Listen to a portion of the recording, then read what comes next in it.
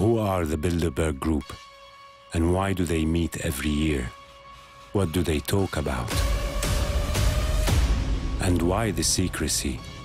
Do they intend to rule the world? So over there, the world's power elite are gathering. We all talk about a democracy that isn't there. People want to know what's going on, what we're talking about. A global tyranny that would have made George Orwell wince.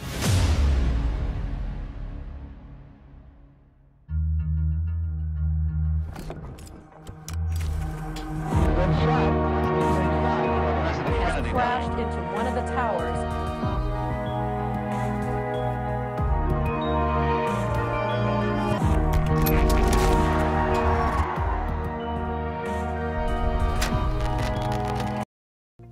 Bitcoin has made headlines over and over again because it has repeatedly hit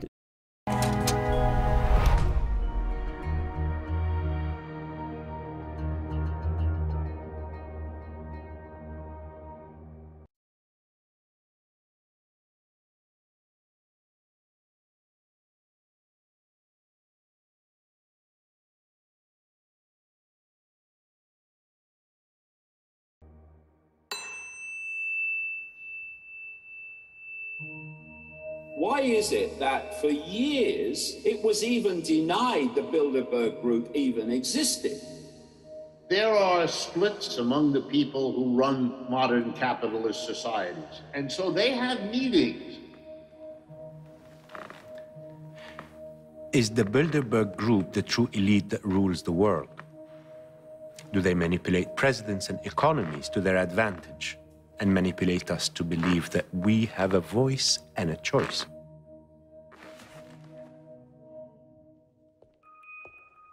By the time I was born, both my grandfathers had died already, but I heard many stories about them. What I gathered from these stories is that I must believe in myself and have principles, and that many times an idea can be more important than one's self. I did believe in myself. And when I moved from the world of economics to the world of theater, I witnessed that dedicated group effort in theater troupes is what makes an idea succeed. I also learned that even though I may sometimes be romantic, I always reject any form of injustice.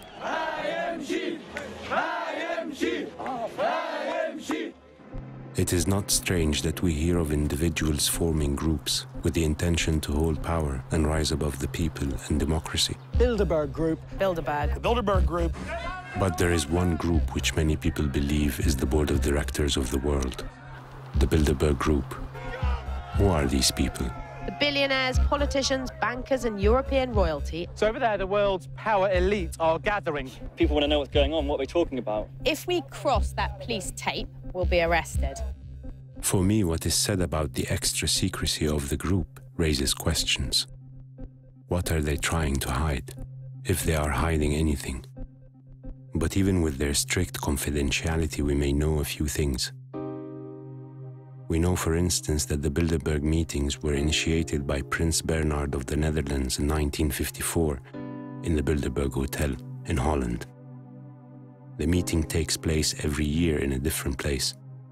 We may also know the general topics discussed in the meetings. And it says in the website of the group that participants can use any information they received in the meetings without revealing the names of the speakers or participants. David Icke is a British journalist and a famous conspiracy theorist who has researched the Bilderberg Group and wrote more than 20 books. Can you tell me about when the Bilderberg Group first met and for what exactly? The Bilderberg Group first met in 1954 at the Bilderberg Hotel in Oosterbeek, Holland. To understand the timing of the creation of the Bilderberg Group is to understand what World War II was really about. Wars are used to transform a society. The status quo was gone, and you create another. And in the aftermath of World War II, that's when the status quo was transformed into a world structure. That's when globalization really started to take off. And in there is the Bilderberg Group in 1954, which was a part of this coordination strategy between different countries to create this common push in a desired direction. This is a classic organization drawing together prominent and influential people in all areas of human life. Politicians, some journalists who have a golden rule: you don't report what happened at the Bilderberg meeting. These are military people, intelligence people, many heads of major global corporations. And what the Bilderberg Group is a way of bringing these people together to form a common policy. And many of the people, most of the people that turn up have no idea what the big goal is. And a lot of these people come and go, and are never seen again. They're just useful in a short space of time. But then you have others like David Rockefeller, who has been involved in the Bilderberg Group from the start. Henry Kissinger, the same. These people span the whole period of the group's existence. Couldn't we say that they were or are just some sort of a lobby group that are protecting their interest? A lobby group for what is the question I would have. This is not a lobby group for a certain company, even a lobby group for a certain government.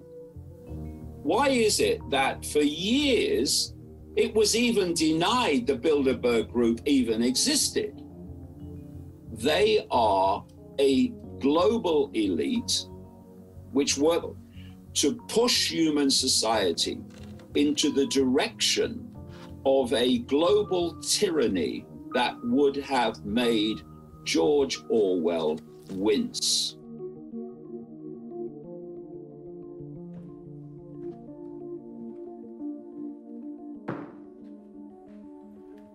What are you thinking about? We can't just keep blaming everyone else for everything wrong that's happening in the world. We blame others when we feel powerless. The question is, maybe they're not a secret society and they're just a private one.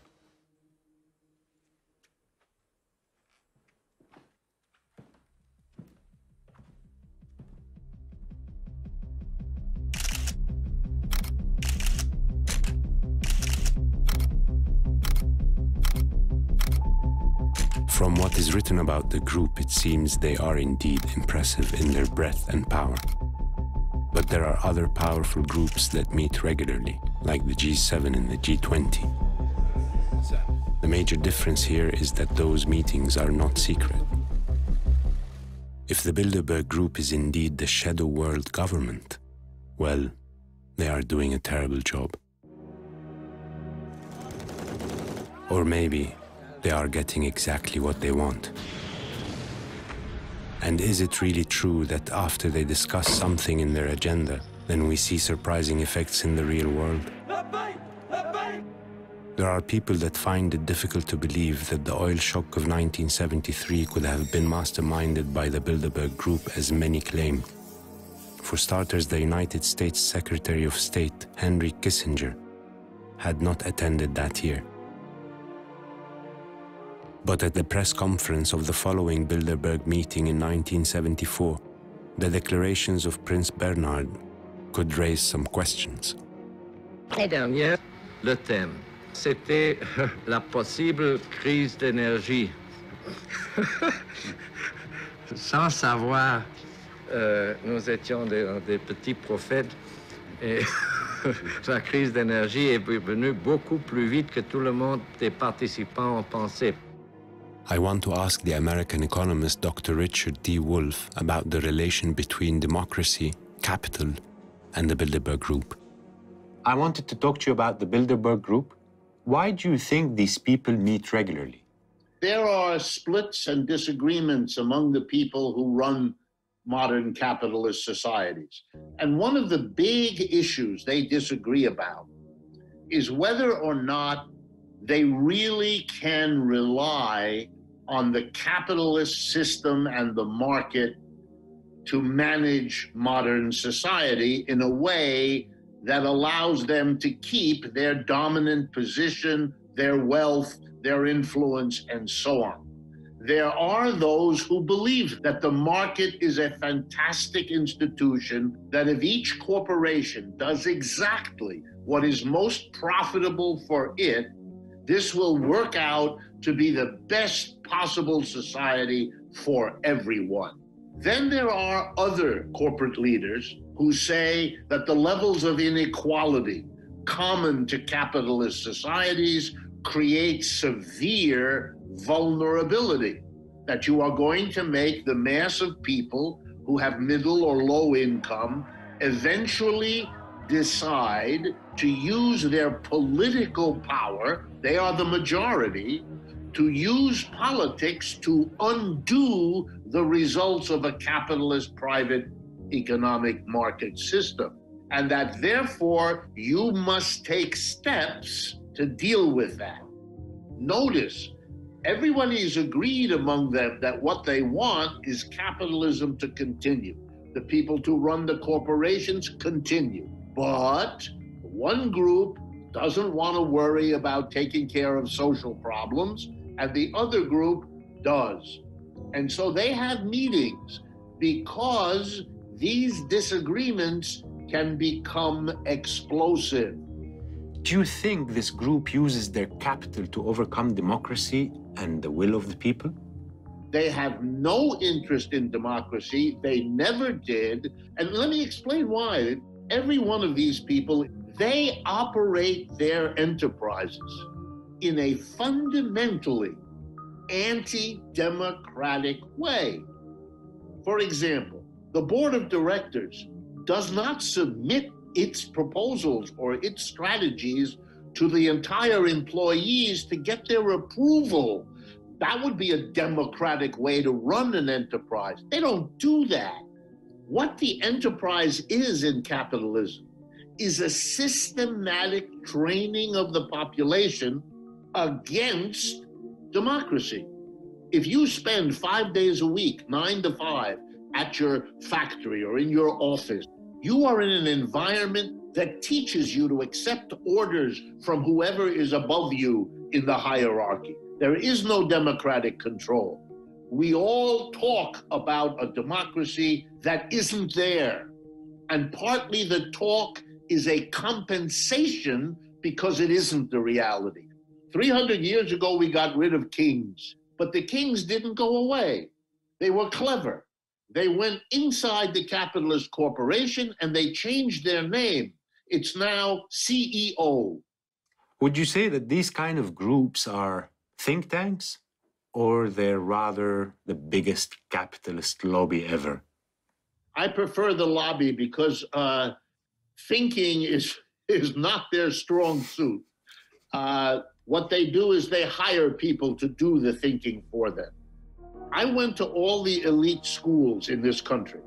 I know all these people. They're managers. That's what they've been trained to do, to manage, to identify who they can rely on, who has technical knowledge of this or that. So they bring people like me, a critic of the system. They want to know how people like me look at all of this.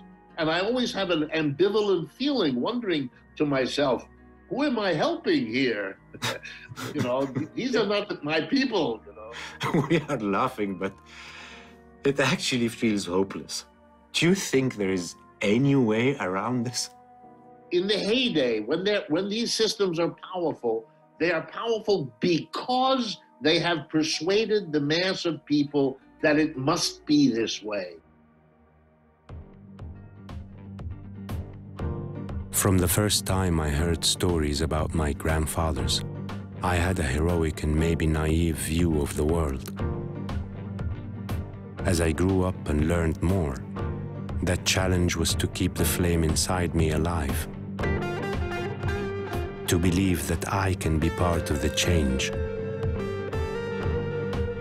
It is tempting to believe that we have no power, that our votes don't matter, that our protests don't matter. I believe they only matter if we ask the right questions.